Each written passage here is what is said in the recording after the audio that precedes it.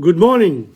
It's Tom Padula from TomPadulaTV on YouTube and Insegna Booksellers. And this morning is one of my favorite hours of the week where I delve into the world history, something close to my heart, really and truly, because the world offers a lot of insights into the diversity that in it exists. And because of this particular journey of mine with the 1 hour a week relating to the history from the Big Bang Theory to now, we are in the Roman times now. We've finally reached Caesar. And, you know, he was killed in 44 BC, of course, on the 15th of March, the Ides of March.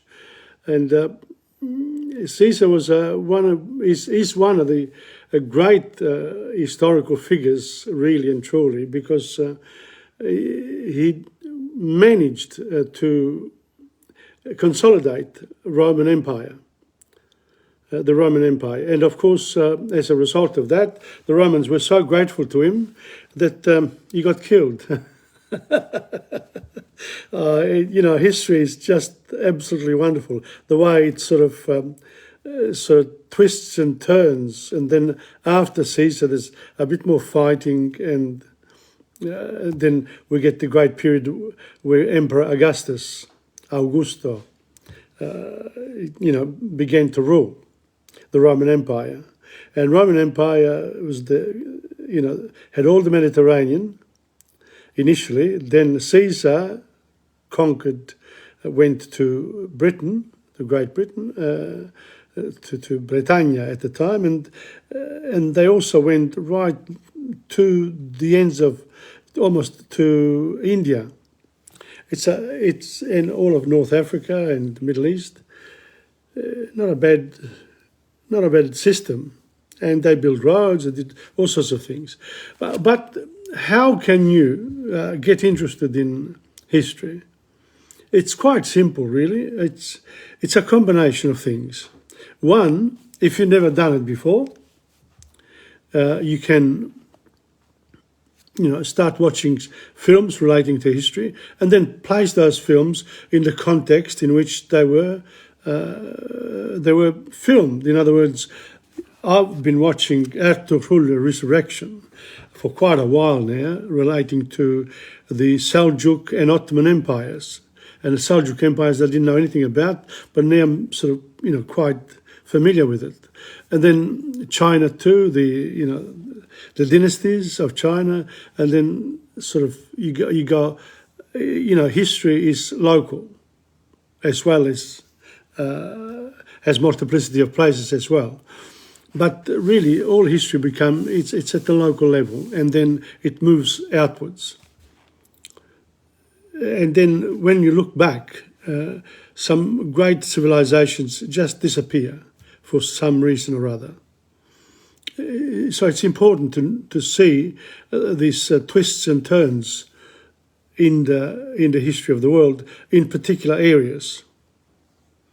So that's one thing so I sort of encourage people to watch.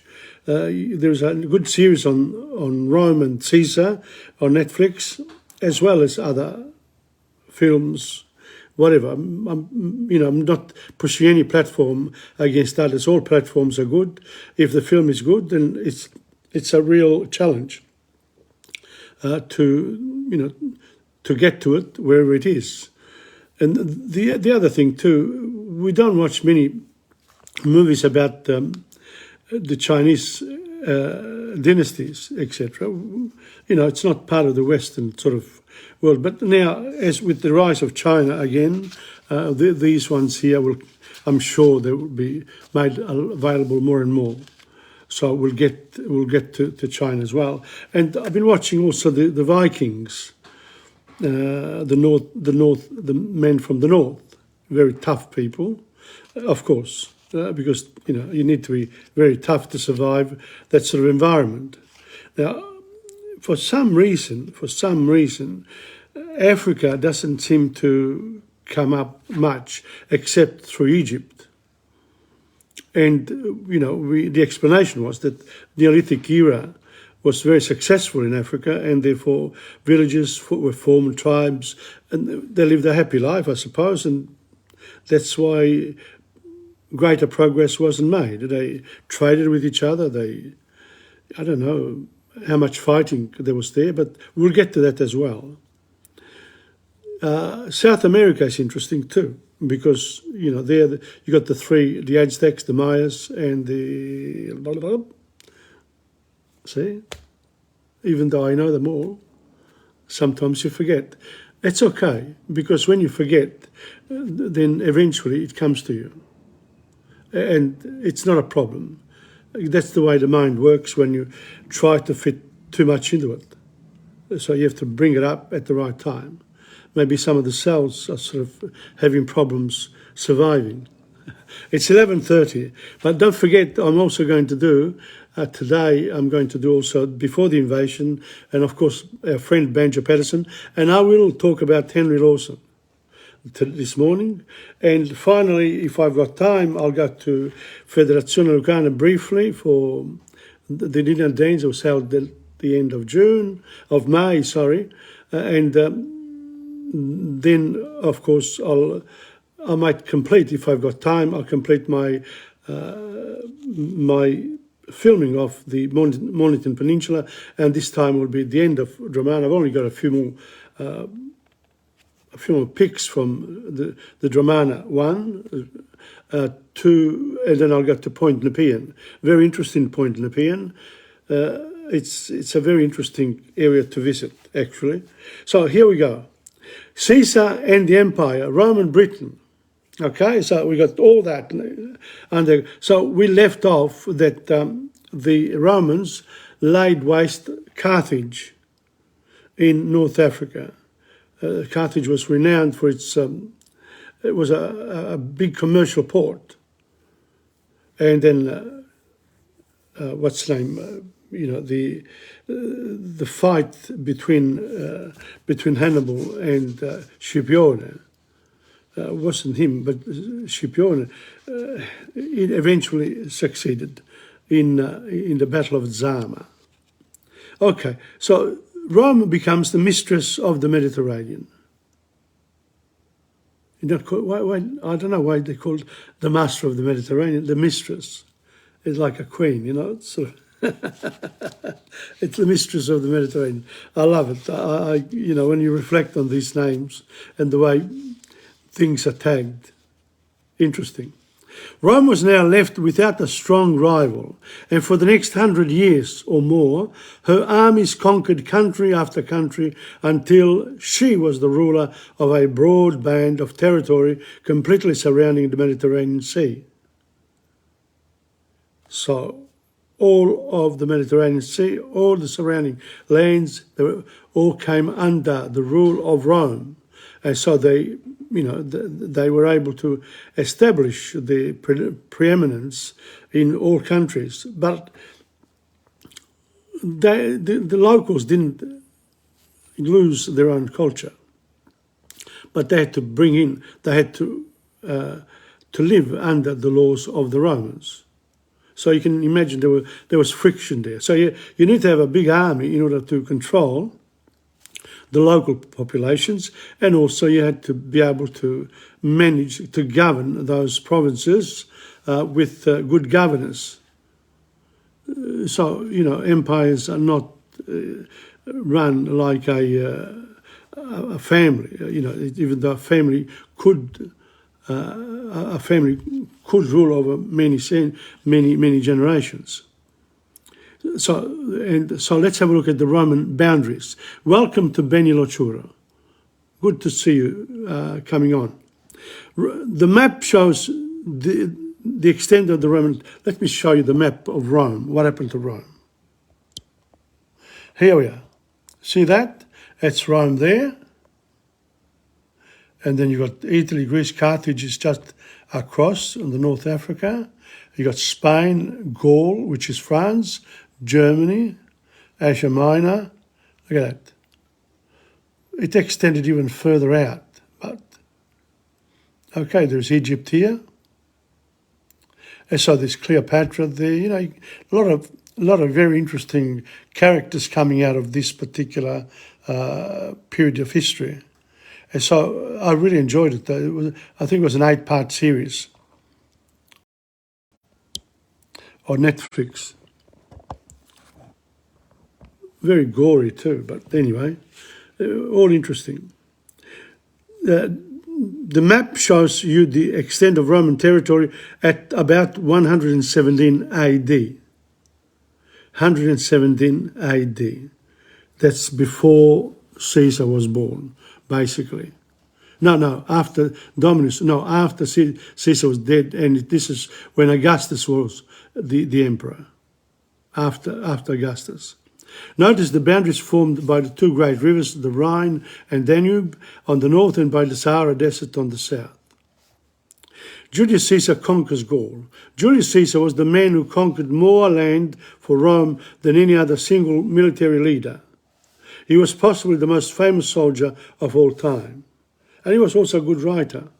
He left detailed accounts of his battles, etc. While campaigning in Gaul, the country we now call France, he found time to sail across the Channel to punish some Celtic tribesmen who had helped their mainland kings fought against him. So the people from the north, from Britain, from England, they helped the Gauls fight Caesar. So Caesar said, I'm going to fix you up. Having won all the land between the Rhine and the Atlantic Ocean, he returned to Rome in triumph in 50 BC. Now, in 50 BC, he came back in triumph. And, of course, he sort of overstepped his mark by not, no longer sort of listening to the Senate, as they were the rulers, in fact, of all of the empire. You had to listen to the rich and powerful in the Senate in order for you to do anything, to have the laws approved, if you like.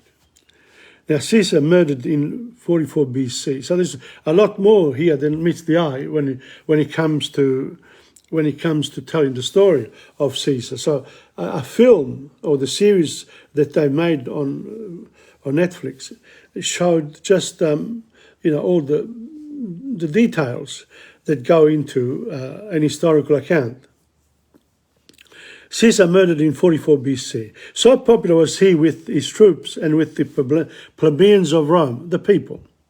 We've just elected a new leader here in Australia because we voted for him and his party. Okay, he just made it a little bit more. Half of the population still on the other side. They've got different interests, etc. But the majority have elected this particular government to govern for 3 years. 3 years' time, we'll have another election. But in the past, if you were a dictator and you managed to remain strong, you could stay there for a long time.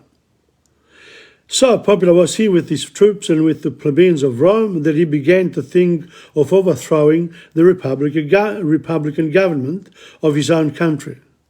So this is that's what Putin is doing in Russia.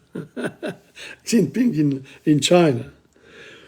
You've got to succeed to maintain power. You got to get it, and then you have to be able to maintain it. That's the key. In order to make himself its king or emperor. So I says, why waste time with all this talk? I'm the boss here. I've got the army under my control. You're nothing. You just make money or whatever. You think you're important, but not really. You have to listen to me, what I want, because I know what you need. And that's all emperors and dictators, kings. Except in England, they 300 years ago, they decapitated one of the kings, and then after that, they decided, okay, we'll have a parliament, and so the monarchy there is symbolical, but not quite. But behind the scenes, it's a lot that happens, but it's not obvious. It's still parliament enacts the laws, no longer the king. or the Queen. But they still have to give their stamp of approval. So if they've got a cough in the morning and you want the law passed by the afternoon, you have to wait at least a week or two before the cough goes away. And that's what happens in Australia too. When both Houses of Parliament pass a law, you've got to go to the Governor-General. If he's gone for a swim and he doesn't want to sign, he says, look, I've got things to do this morning. You've got to wait. So if you're in a hurry, I'm making a joke out of it, but there is a bit of element of truth in what I say. It's the devil is in the details, so don't forget. Okay, in order to make himself as king or emperor, but before he could do so, he was murdered by a band of patricians. A band of patricians? His own nephew. People in his own family, literally, very close to him. Their leader, Brutus, was said to have been descended from another man of the same name, who had taken the lead centuries earlier in ridding Rome of Tarquin the Proud. There were 7 kings of Rome, and apparently Brutus, the one who predated Brutus, who killed Caesar, he got rid of a king, and that's how Rome became a republic. So, and Brutus now killed the emperor in order to return Rome to a republic, but he didn't succeed. In fact, he consolidated. Then Augustus consolidated his power and became emperor without the Senate. Or if it was there, it wasn't as important as what he said. There followed a civil war between the friends of Caesar and the patrician party, which wanted to keep the old form of government. Augustus Caesar, first Roman emperor, in the end of Caesar's nephew Octavianus, won the war, and in 27 before Christ, made himself the first Roman emperor under the title of Augustus Caesar. And that's then the 10 months of the year calendar became 12 months. And they added Julius and Augustus a bit later, but that's what happened. We've got July and August named after these two people. 2,000 years later, we name them every day. The little riverside farming village had become the capital of a vast empire, that's Rome. With a population of well over 1 million people, Rome was the largest city the world had ever seen, or was to see again until modern times. Because during the Middle Ages, the population just fell. Roman roads and buildings. Taxes from all over the empire flowed along its magnificent roads into the emperor's coffers. Much of the money was used to pay the legions which kept watch against the barbarians and the frontiers, but much too was used to beautify the city and erect aqueducts, public baths and temples, as well as such huge public buildings as the Colosseum and the Circus Maximus, the ruins of which may still be seen in Rome today. Beautiful place. I love it when I go there. When I've been there, I loved it. One large building known as the Pantheon, which was erected during the reign of Augustus, is still standing in a state of perfect preservation. I've got some pics of this magnificent place, the Pantheon. It is now used as a church in which the most famous men of Italy are buried. Behind all this splendour, there was much poverty and squalor, as in large cities. About half the population were slaves, many of whom had been taken captive in the wars. So people were expendable. Okay? I'm going to stop there.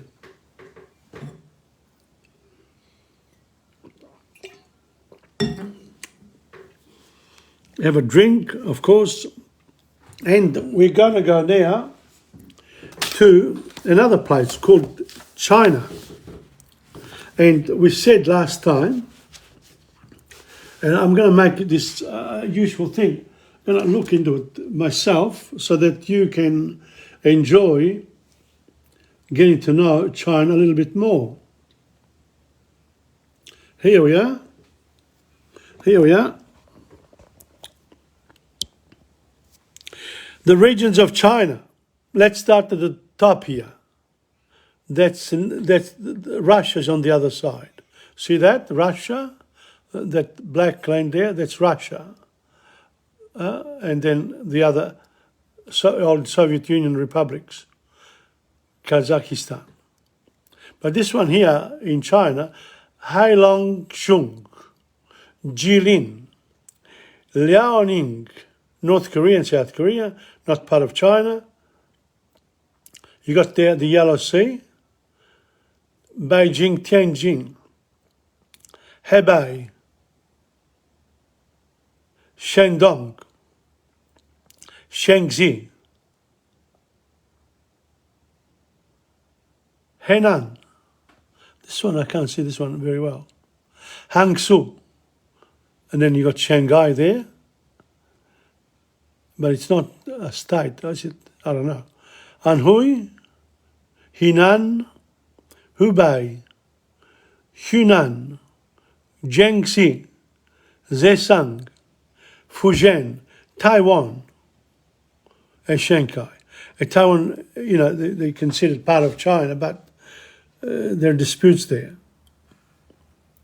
Guangdong, that's where Hong Kong is. Hong Kong part, and Macau, famous for the gambling part. South China Sea. Guangzhou, Guizhou, Yunnan, Sichuan, Tibet, Xinjiang. You never hear of Xinjiang. Gansu, and then Inner Mongolia, external part. Still, and once upon a time, the Mongolian emperor conquered most of China. There you are. So China is an important nation of the world from, thousands of years ago. Okay, so that's that. Now, who was the first king? We're comparing now king here. We're comparing who was the first king who brought the Chinese tribes together. Okay, here we go. That's Hanyang.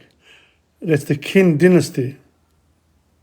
Qin Shi Huang is the first emperor. There we are.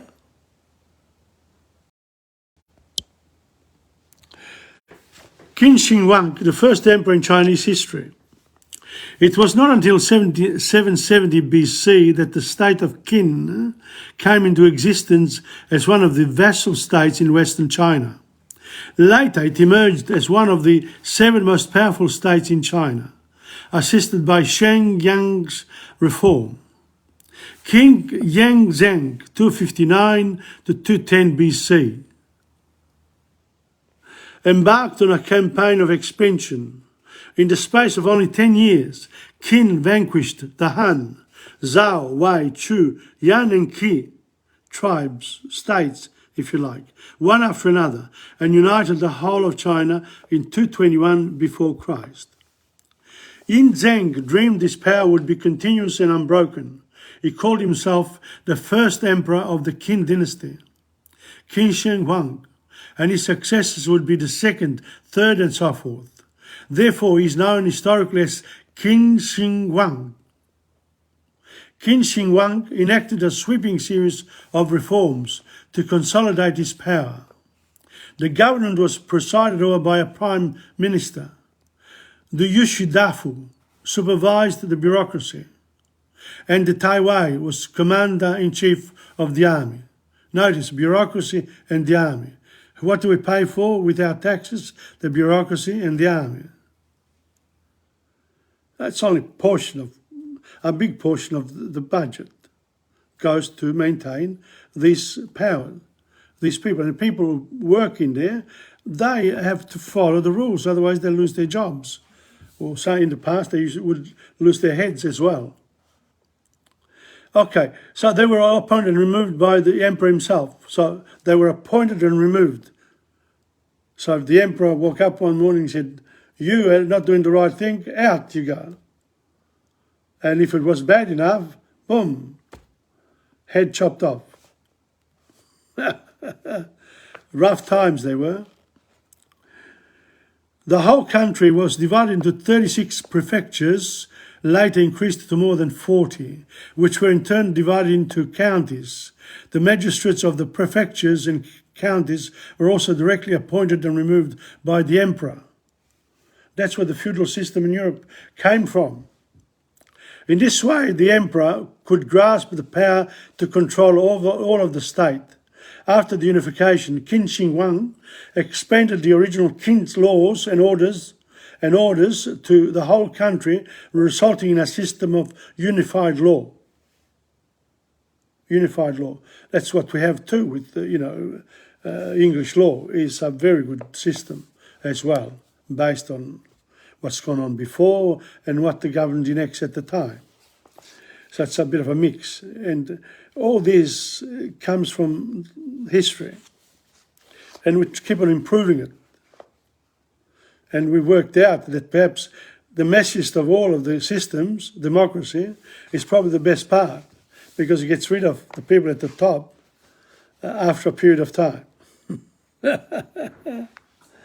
And that gives the opposition a chance to rule and to make, to have some advantage for themselves.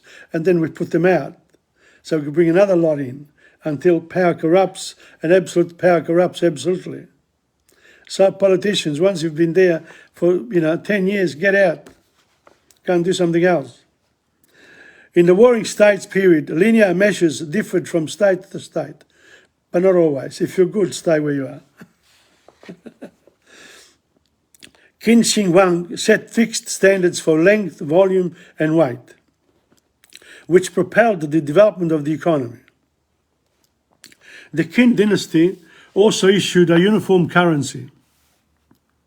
Round coins with a square hole in the middle were used all over China, and it promoted economic communication among different nationalities and areas, and set the pattern for the coins of later dynasties. And of course, we moved on with these currencies over the various centuries. Qin Shi Huang also promulgated order to unify the characters. That's the writing. The first reform of the character resulted in the seal script, Xiao Shuang, then the official script, Lishu. A simplified version of the seal script was devised. Today's regular script, Kaishu, developed from the official script. The standardization of Chinese characters promoted communication and culture. In 213 BC, Qin Shi Huang adopted his Prime Minister Li Si's advice that all books, except for those on medicine and agriculture, should be burned in order to strengthen the regime's ideological control of the people. That's terrible. To further guard against dissent, the emperor had 460 Confucian scholars buried alive in the second year. Don't forget, Confucius came up at 500 BC. And the religious people became very powerful. So Qin Shi Huang decided, Li Si's advice said, get rid of the Confucian priests or followers. 460 were buried alive in the second year. These two matters were called burning the books and burying the Confucian scholars. Qin Shi Huang sent General Meng Tian to defeat the Huns, Xiongnu, to curb the incessant invasions of the Hun nomads in the north. The Qin dynasty set about building the Great Wall by linking up already existing defensive walls that had been built by various states. In the south, Qin Shi Huang subdued the Yuap people and expanded the communication between different nationalities. When we say Chinese, we mean lots and lots of different tribes, at once upon a time, different states. Qin Shi Huang ended the long divided situation and established the first unified multi-ethnic feudal country on Chinese soil. Qing's territory, embracing over 20 million people, reached the Pacific in the east, Longxi west of the Longshan Mountains in the west, the Great Wall in the north, and the South China Sea in the south. So that's it. Remember the name Qin Shi Huang was the first emperor in Chinese history. What was the first name of what was his name? Qin Shi Huang. I have to remember. Okay, well, that's that for this part of the history. Now we're going to go before the invasion. Let's have a look, okay? Before the invasion. Let's get... Now this one here, the children, how about the Aborigines, about the indigenous people, the First Nation people, whichever one you want. Aboriginal children had a free and happy life. The people did not own many things and there were very few dangers around. So they did not have to be trained as white children are today to look after property and avoid danger. Don't forget, I'm reading from a book from the past where, there was a distinct way of expressing themselves. Nor did they have to attend school. They learned whilst they played. It's a nomadic existence. It's in a Neolithic village type of, in a tribal area. They learned whilst they played. Adults showed them how to hunt and find food. Welcome to Giovanni Chancha. And taught them how to behave. They learned the history of their group when older people told stories round the campfires and during the great religious ceremonies, acting out the lives of the ancestors. There were two main rules all children had to learn and obey. Yet to obey, see? Obedience.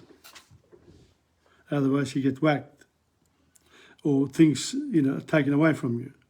From their earliest days, they were taught how to behave towards all their relations, and they had to remain completely quiet and attentive during the long religious ceremonies. If you were, talking in the church, during the ceremonies, you were chastised. Many of the children games were important in teaching skills and behaviour required in adult life. A girl learned while quite young how to be a wife and mother. She took her own small digging stick when she went out looking for food with her mother. Thus she learned where to dig for edible roots and burrowing animals. But she did not see this as tiresome work. She enjoyed finding food for herself, and adults praised her when she did. She was also expected to help her mother by looking after her younger brothers and sisters. And that's it for the moment. So the children in in this tribal sort of situations, they didn't, school, writing didn't exist. Just looking for food, shelter. But if it's hot, you don't even need clothes. And in fact, I've got a couple of pictures here. See? And once upon a time, when I came to Australia, and we did, we were referring, even in Italy, referring to the Aborigines as as people who were very, very backwards, which wasn't really true. But when a stronger nation arrives,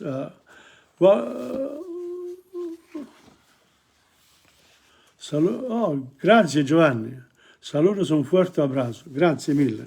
Okay, now let's go on with this is what Henry Lawson. Henry Lawson is another Australian writer of great significance. He wrote a lot of short stories. Okay, just 1 second. I'll show you where I'm getting. There it is, Henry Lawson.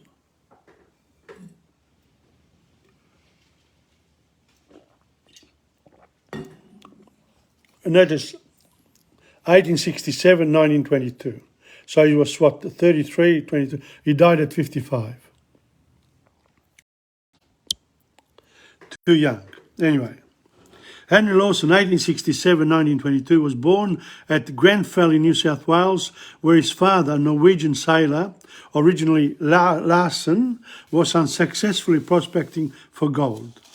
Partially deaf from the age of 9, he had little formal education and was an apprentice in Sydney when he began to write verse and short stories. His first published work was in 1887. 1867, he was just 20 years old, in the Bulletin, which then became a very famous Australian publication of the 1880s. An influential weekly which he associated for the rest of his life. His reputation as a short story writer was established with the publication of Wild Billy Boyles in 1896. So 1896, where he was 30 years old. During 2 years, 1900 to 02, that he spent in England, he enjoyed the friendship and critical support of Edward Garnett and wrote some of his best stories, which were collected in Joe Wilson and His Mates in 1901. After his return to Australia, his work showed a marked decline, and the rest of his life was darkened by alcoholism, he liked his drinks, and the bitterness generated by the breakdown of his marriage.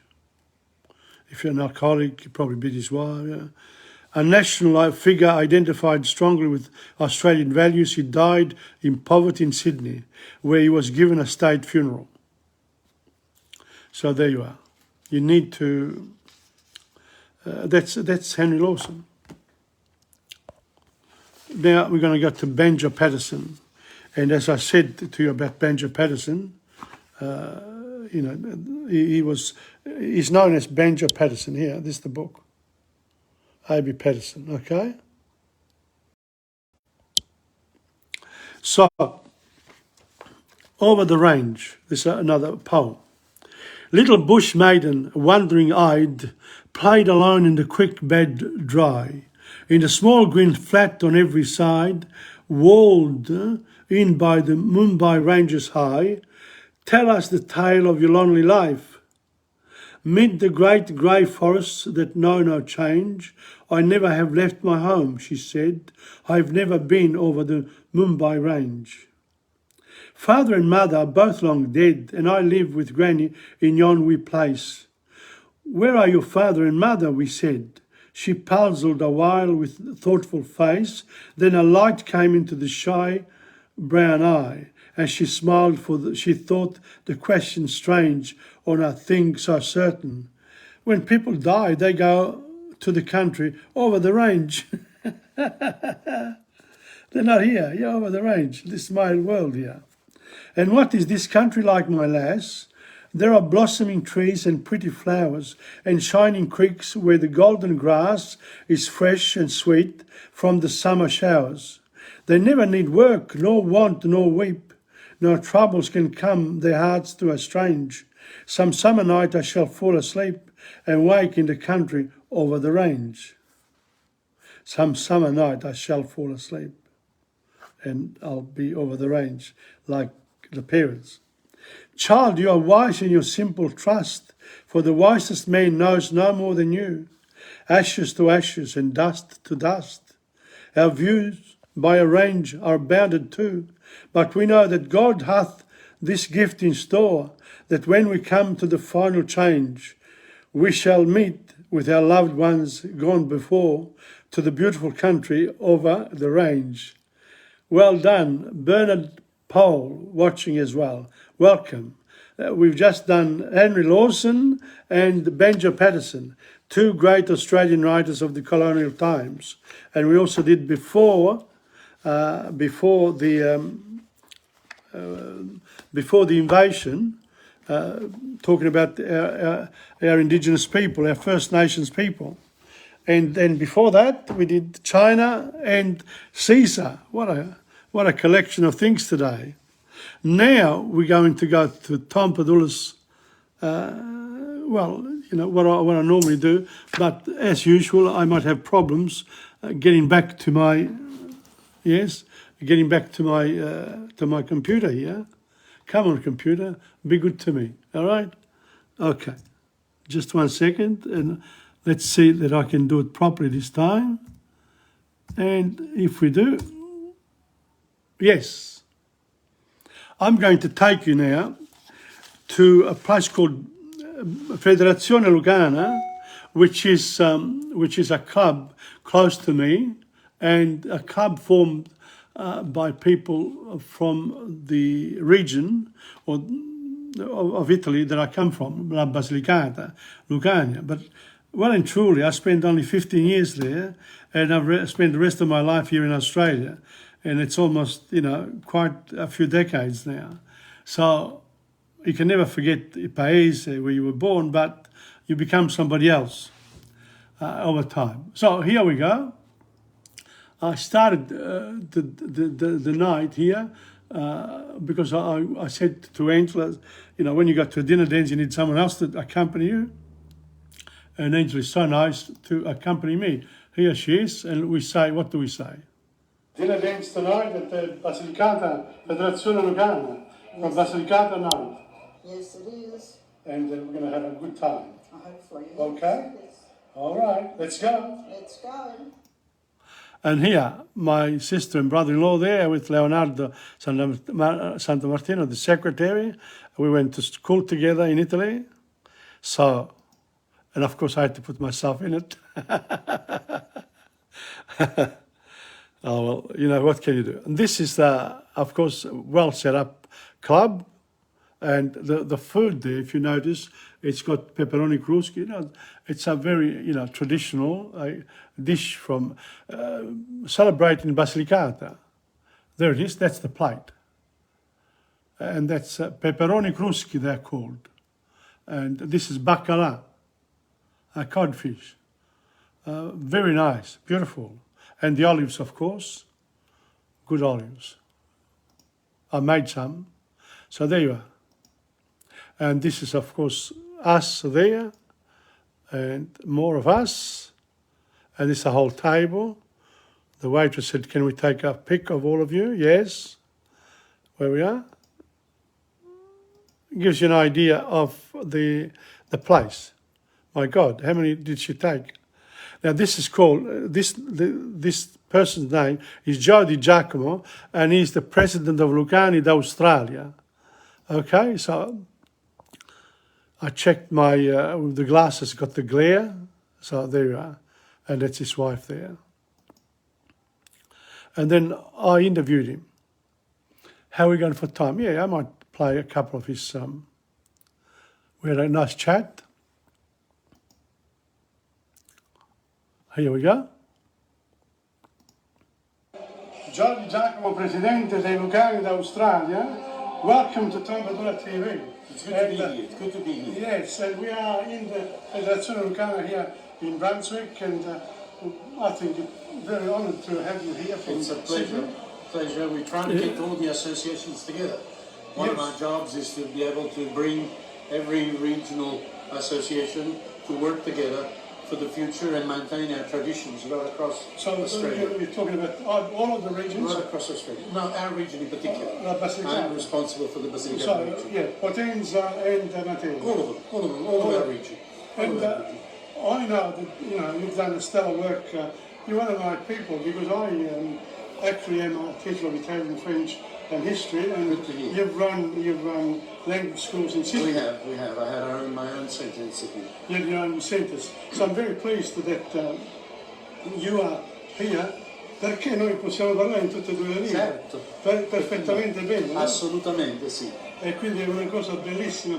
Bisogna continuare a promuovere anche non soltanto la nostra cultura, ma anche la nostra lingua. Il bilinguismo è importantissimo, perché senza di quello poi l'indennità si perde. Mantiene viva la nostra cultura. Uno dei grandi problemi per seconda, terza e quarta generazione qui in Australia, degli oriundi italiani, figli di italiani, è che loro nelle scuole si parla inglese, nel passato fino adesso, ancora lo stesso adesso, non è possibile avere tutta la storia, la cultura italiana presente qui. Ma è molto più complesso di questo. Il problema è che abbiamo scoperto noi dopo tanti anni, io ho portato avanti la scuola più di 20 anni, quello che abbiamo scoperto, le seconde e terze generazioni vivono in un ambiente dove all'esterno delle loro famiglie si parla inglese, quindi quando si esce da casa. A casa però purtroppo quello che accade, si parla il dialetto spesso. E la lingua locale dei loro... Purtroppo è la realtà, perché tutti i genitori, i nonni eccetera che sono arrivati in Australia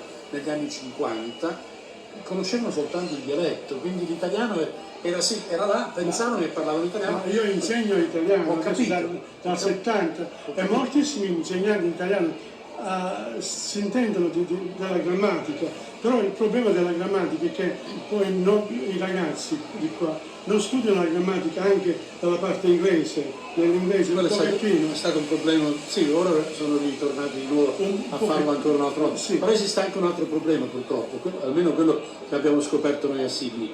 Gli insegnanti, una buona parte, sono anche loro dalla seconda generazione. Esattamente. E quindi il loro italiano non è necessariamente sempre perfetto. E quindi si parla, e purtroppo è la realtà. E quindi non bisogna...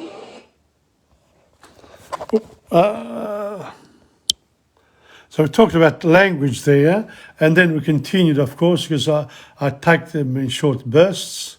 So we continue with Joe. Here we go.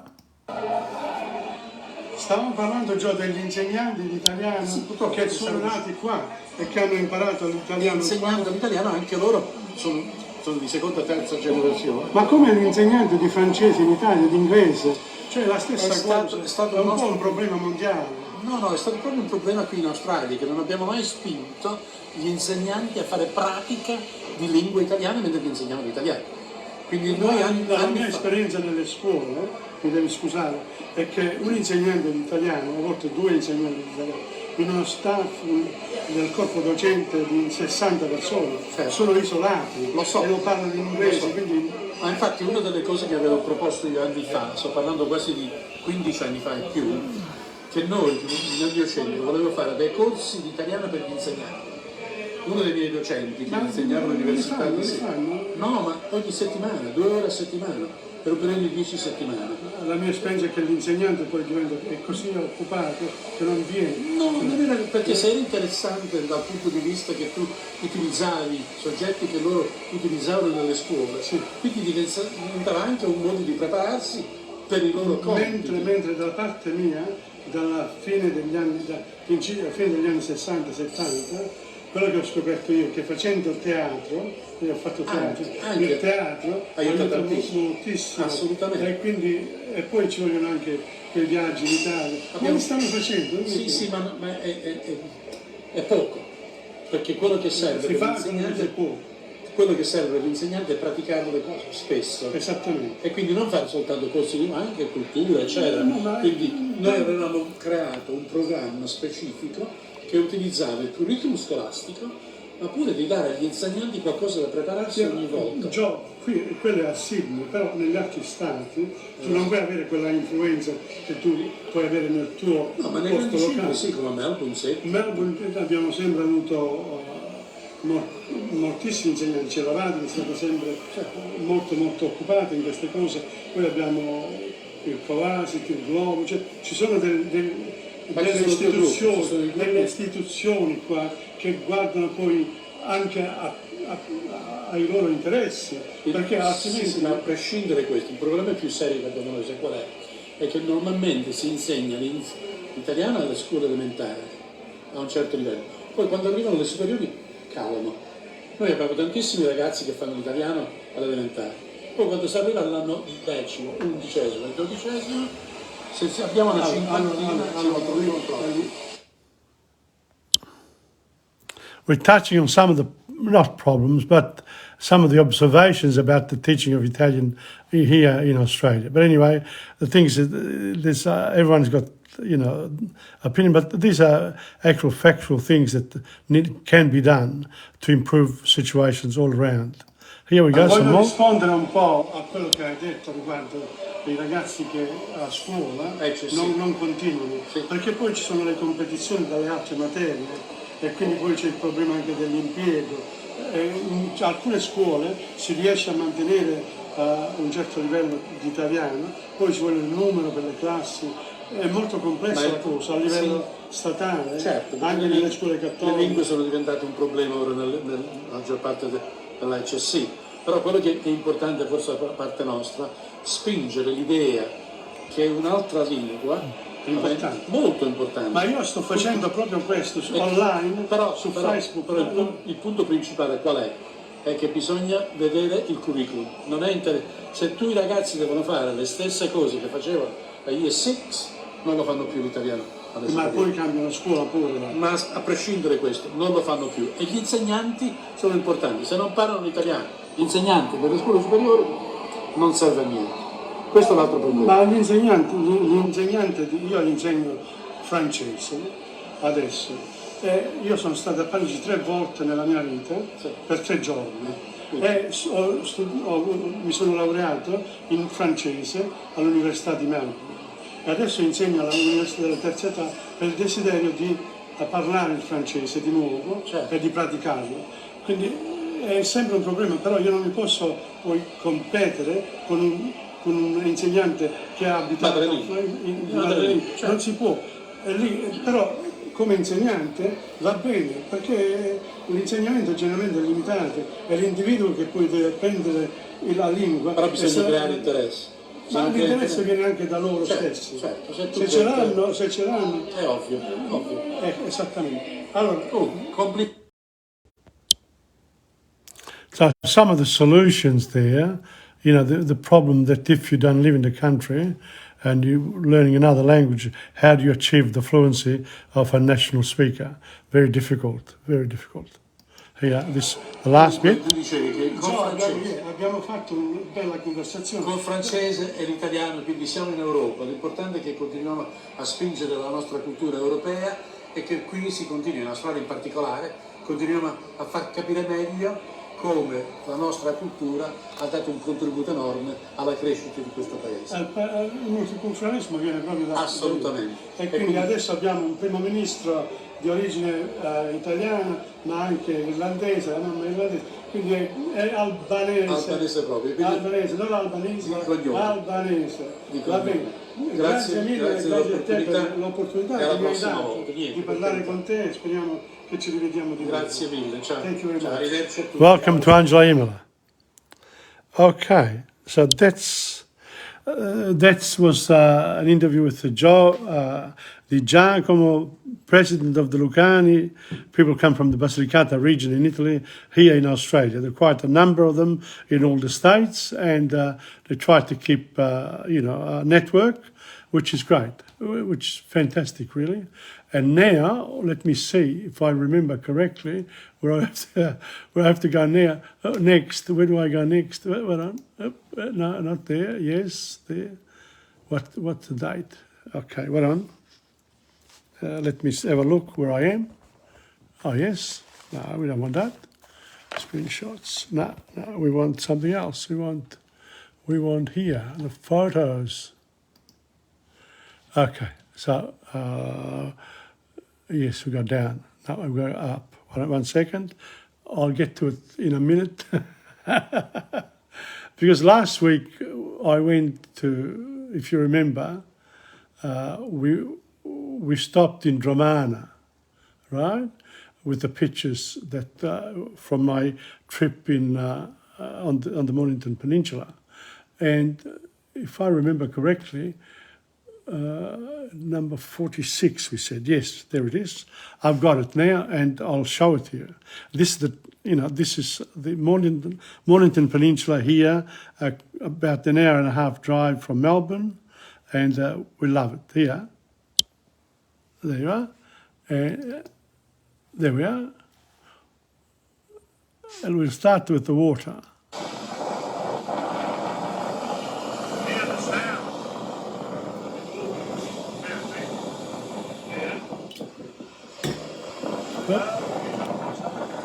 I showed my feet because I went for a walk. It was cold.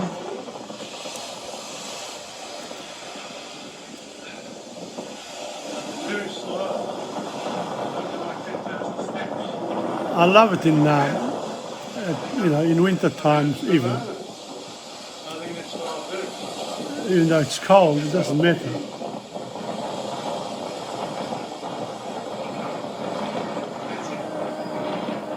The music of the sea.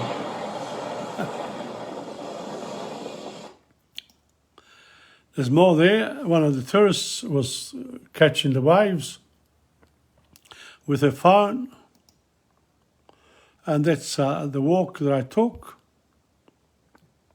How beautiful is that? Oh gosh. There's one person there. And then I decided, okay, I'll go for a coffee across the road to a hotel, and I bought Il Globo, and there you are. Lovely afternoon. And of course it was close to sunset. Look at this beautiful sunset. How's that, huh? Just attracted by the sunset near the sea. And you turn around, and the colours that the sun in the afternoon gives to everything in its path. There we are. And of course the vegetation, I'm attracted by the vegetation and the photography. That's a nice shot, actually, if I may say so. And here, I say something here. What do I say?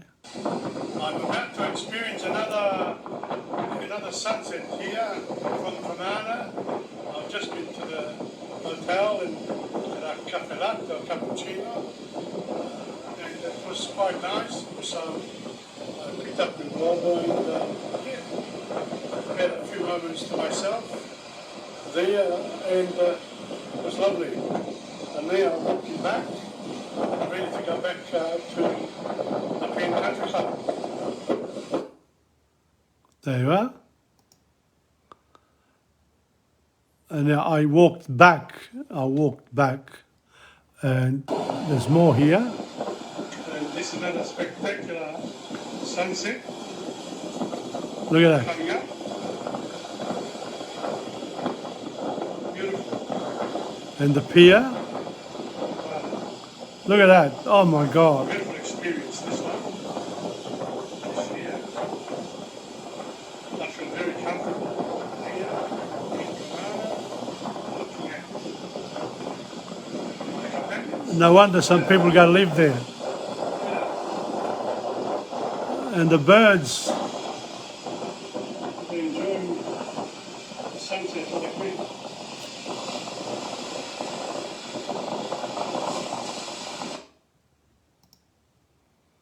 More of the same. I had to catch it going down when the sun goes down. There we are. I think I catch it this time.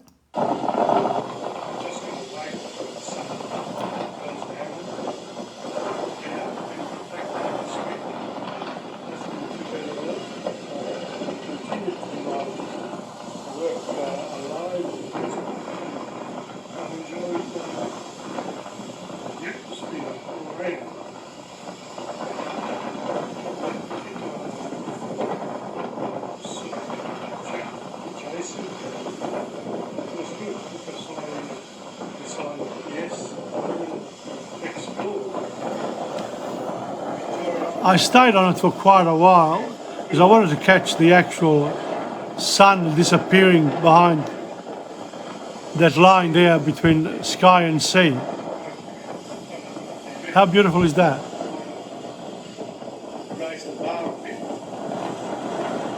But as I always say, that taking photos near the sea, there isn't much variety really. What you see is what you get.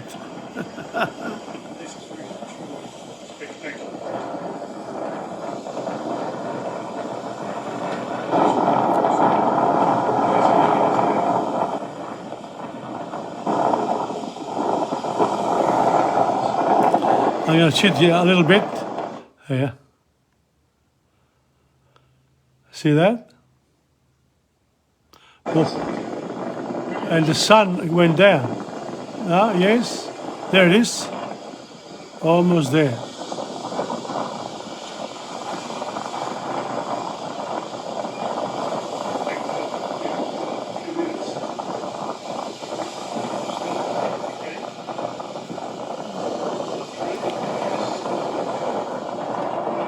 Il tramonto. Well, we're coming to the end.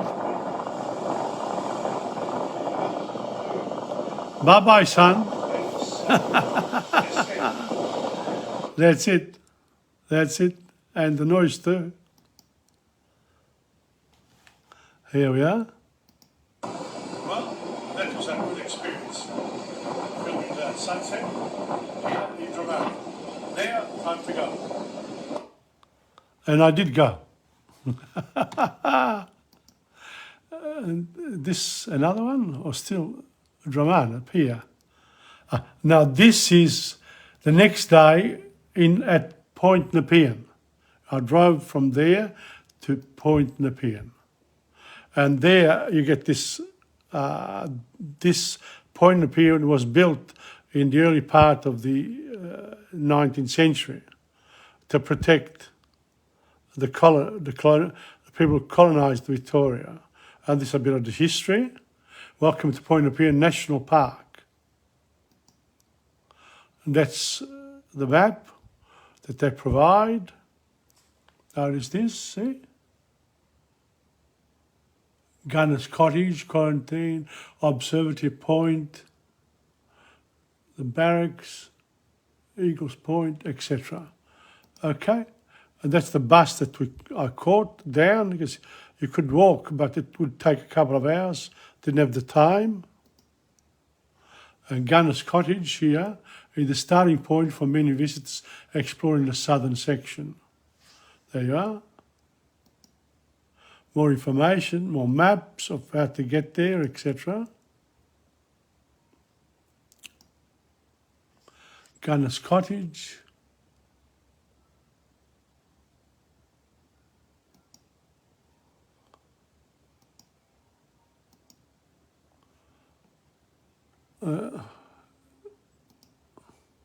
Memories.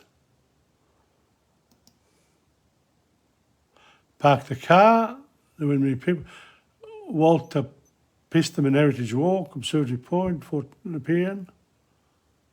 3.8 kilometres. You can walk there, but I didn't have time.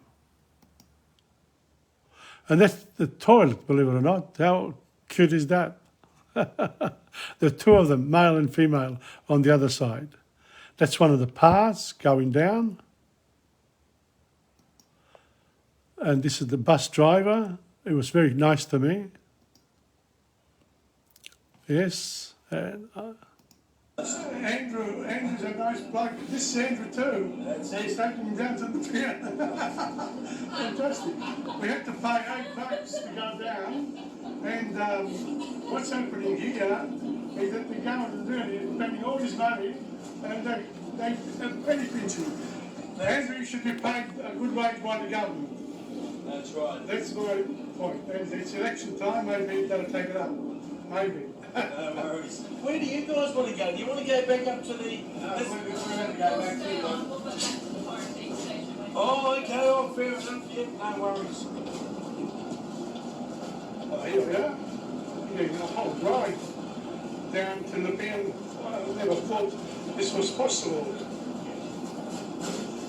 Fantastic. This is what you get when you get the bus. That is a national... And how long has it been here?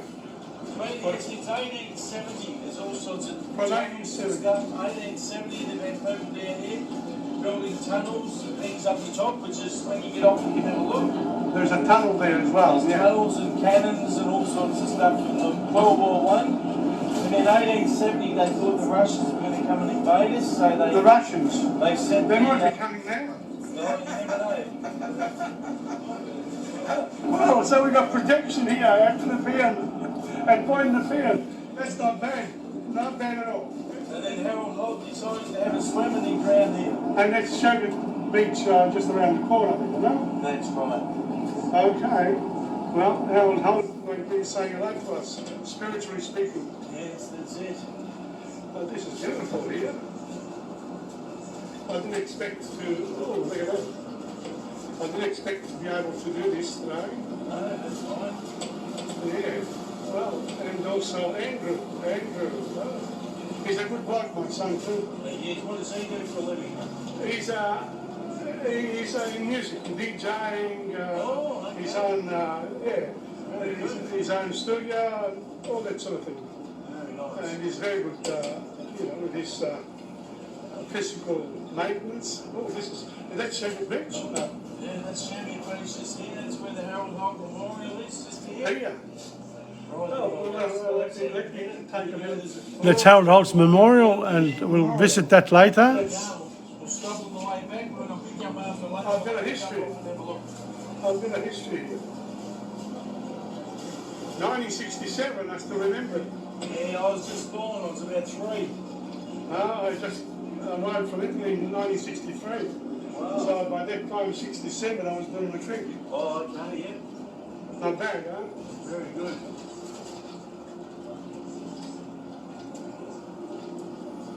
Well, I'm going to just here, I'll stop there. And that's Point Nepean there. Yeah? We go up the Dove, more.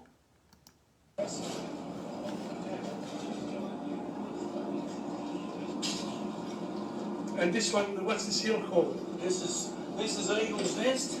Eagle's Nest. Eagle's Nest, yeah. Thanks, Andrew. Eagle's Nest. We are here in Eagle's Nest. And you get all the best views will be around the And all the best views are here. Oh my God, look at that. Oh. It's better by the second from here. Wow. It was worth coming here. That's it. My other son, Jason, gave me the tip. Says, go and visit. Dad, don't stay inside. I'm in Rosebud. Oh, So I thought I'd drive down today, my last day. Tomorrow I'm going back. This is it here. That's it, Fort Pierce. What's this called? This is Fort Pierce. There's more tunnels here. This is all. Oh, this is the tunnels. Yeah. Amazing. The concrete work. Now I noticed while coming in with the car, there were some spikes coming out. When you go out, of course, the spikes go down. Is that right? They do, yes. Okay, thank you. It just stops people going in the wrong way, which they used to do before they put the spikes in. No, that's all right. It's good. After hours, you'd have people sneaking in, so they put the spikes in so they can't do that anymore. Right. So this is Point Nepean, huh? This is Point You know, I've Nepean, been right here. at the top here. I've been here since 1963, and this is the first time I've come. Wow. Amazing, isn't it? Before you were born, Andrew. It was just. What month did you come here in 63? Can you remember? On Mumba Day, 10th of March. 10th of March. I was born on the 9th of April, 69. 9th of April. Wow. I came here before you were born That's it. to Australia, and not one word of English. Wow. Just the numbers. Very good. And then within, a few years, You at Melbourne Uni. You speak English very well. Well, thank you, I'm a teacher. A languages teacher. Oh, there you go. And up here you got all the tunnels. You walk through the tunnels and you hear voices, and they got voice recordings. Very, very well. You can hear voices as well. Shuttle bus. And they're proper voices, which is even better. Somebody's doing. Wow, this is unbelievable. Look at that.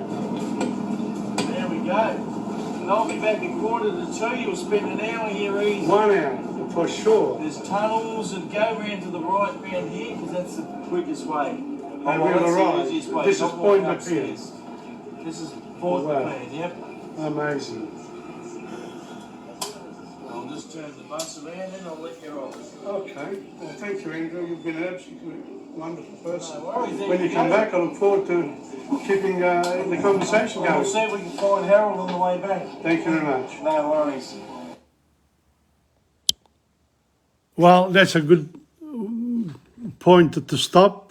We'll continue next week to actually have a look at the fort, etc. It's already the 12:33, so I've gone over time.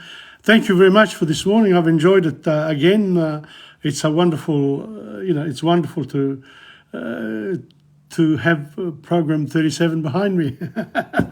And that'll go on online, of course. So if you haven't seen some of it, stay on. Next few minutes, you'll come on Facebook.